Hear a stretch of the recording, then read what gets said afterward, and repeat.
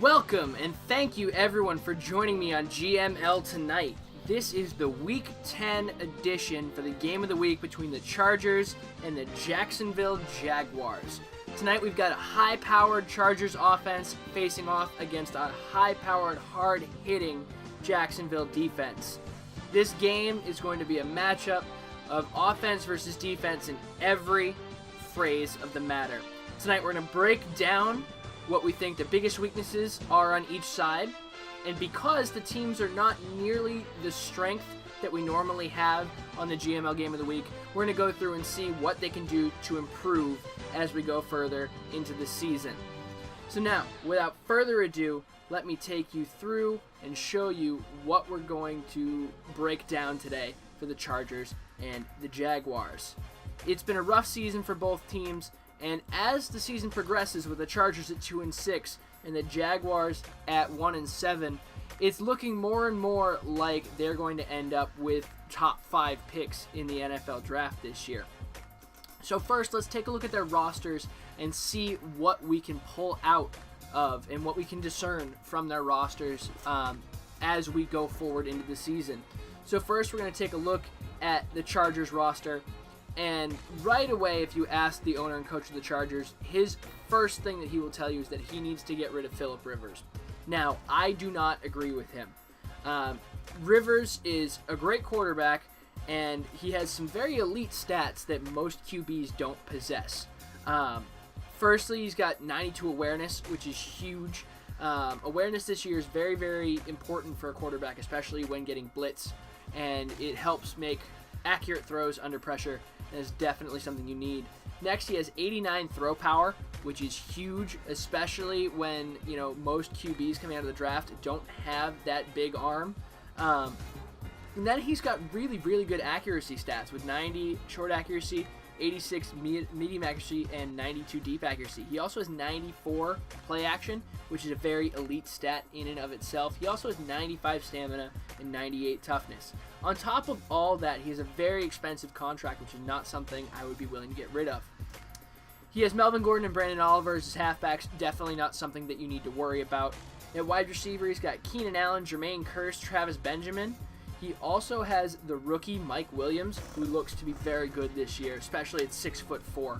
So I would definitely be looking to hang on to all of those receivers. At tight end, he's got the legend Antonio Gates and Hunter Henry. But this is where you start to run into problems with the San Diego Chargers.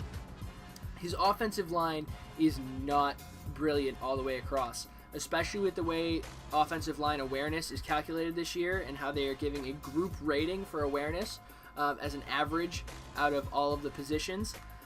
It is definitely not something that I would consider strong. So you see Joe Barksdale with 75 awareness, Forrest Lamp with 69, Max Tuerk with 62, Matt Slauson with 91, and Russell Okung with 80. So the way awareness is calculated for an offensive line is all 5 numbers are added together and then averaged out. However, the center counts twice. The center will replace the lowest rating and recount for it. So Max Tuerk only has 62 awareness. So he's going to take Forrest Lamp's 69, replace it, and drop it down to 62 because that's how high his awareness is. Now, if I were the Chargers, what I would do is I would go and take Matt Slauson at 91 awareness and move him to center. That way his 91 is counting twice instead of Tuerk's 62. That, I think, is the biggest weakness for the Chargers this year. And if I were the Jaguars, I would be very, very willing to blitz and blitz and blitz and try and confuse that offensive line by bringing pressure. So it's something that plays into the Jaguars' strengths. That is what his defense is good at. Very good at getting pressure. Great linebackers, good defensive line. And it could really disrupt the Chargers' passing attack with Phillip Rivers trying to get the ball downfield to Travis Benjamin and Mike Williams. Especially with Keenan Allen running into the center, he needs to have the time in the pocket to hit those developing routes. Slauson's 91 awareness is an elite rating. So the Chargers need to take advantage of that and bring it into the forefront by moving him to center. That way he can maximize on his weaknesses. Here we go looking through his defense. Joey Bosa, You got Melvin Ingram. The defensive line is all stout. The linebackers are quite good as well. Corner, he has Veray, Revis, and Marlon Humphrey. All very good corners, so his nickel package is quite good. And he's got Shaquille Griffin if he did want to bring in a dime corner as well. Jaleel Aday is another good strong safety. However, his safeties are aging a little bit. So what I would do is maybe with those 2 second-round picks or the 2 fourth-round picks, try and use them to get a safety in the later rounds, maybe to develop behind them. But for his first-round pick, what I would do is go after Frank Kimron. Now, it's not a flattering pick, but with B run block, B pass block, and B impact block, he's going to completely change the dynamic of that offensive line and really strengthen one of the weaknesses of that Chargers team. Now, he could go for one of the quarterbacks. I'm not saying he should, but he could. You got Gregory Pickens, you've got Raymond Newell, and Norman Cooper. I don't think any of them will be as good as Phillip Rivers out of the box, so I would keep Rivers for the remainder of his contract and then try and move on from him there. However, I would definitely look at offensive line first, specifically Frank Kimron, because that completely changes the dynamic of that Chargers team. Now, let's go ahead and take a look at the Jaguars roster and see what we can't pull out from their roster and where they might be going wrong and what they have with strengths too. Because the Jaguars do have a very interesting roster. You can see their highest rated player is 93 overall, which isn't great, but it all starts with this quarterback trio of Blake Bortles, Chad Henne, and Brad Allen. It's not great. Blake had a very good rookie season, but 76 awareness, not an elite stat. 93 throw power is elite. He's got an arm, but 83 short accuracy, 78 medium accuracy, and 76 deep accuracy, that's not something that you can rely on, really. If I were the Chargers, I would take his very strong man corners and hard man press or some confusing zone coverages, make Bortles fit the ball into tight spaces, try and confuse him, and get him to make bad throws. Like, that's how you'll win the game as the Chargers. You'll have your offense, doing as well as it can, and then getting Bortles to make turnovers is the big thing that you need to do. At halfback, he's got Leonard Fournette, nothing to worry about there. Allen Hurns, great. Marquise Lee, good receiver. Dede Westbrook, a nice rookie receiver, especially 92 speed at 6'1", or 93 speed at 6'1", I apologize. Mercedes Lewis is getting a bit older, but he is a solid, 3rd and 6th guy over the middle. You can't underestimate that, especially with 81 strength. He's decent in the run game. On the offensive line, without the injuries, the Jags' offensive line is very good. You can't discount how good an offensive line is as a unit, and what really helps is their center, Brandon Linder. With his 90 awareness, that really makes that line a step up from the Chargers, because what it can do is it'll take Cam Robinson and his lower awareness rating at 68, and it will replace it with Linder's 90. So it makes the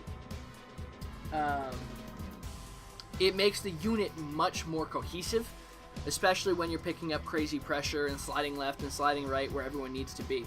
So that is something that's very good for the Jaguars, and it'll help Cam Robinson develop a ton. As we go on in the Jaguars roster, you can look and notice that their defense is actually very stout. Calais Campbell, unique, and you've got Malik Jackson, R.B. Jones, Miles Jack, Paul Posluszny, Sean Lee as a middle linebacker, the AFC Sean Lee, as you might want to say. All very good players. Telvin Smith, the best zone linebacker in the league.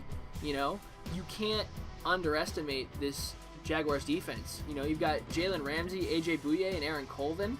That's a great nickel package, and then you can have Jalen and Bouye just playing a base defense, have them each lock down one side of the field. And that's definitely something that the Jaguars can rely on with stud corners like that. The one issue with the Jaguars defense is their safeties. Deshaun Gibson was a ball hawk in his younger days, so was Barry Church. However, they're getting a little older now. So you've got 85 speed on Barry Church and 84 on Deshaun Gibson. If I were the Chargers, I would try and attack vertically, see if you can't get behind the defense and behind the safeties, because if you have Travis Benjamin running at those safeties, they just won't be able to keep up. So if you see a cover 2 look and you want to see if you can get, split the safeties or get behind them, that is definitely what I would look to do. As far as the Chargers, or Chargers, the Jaguars, I would look for a quarterback. You know, between Casper, Newell, and Pickens, those are your guys. Now, it all kind of really depends on the combine stats and how fast Newell and Casper actually are and how electric they can be with their legs.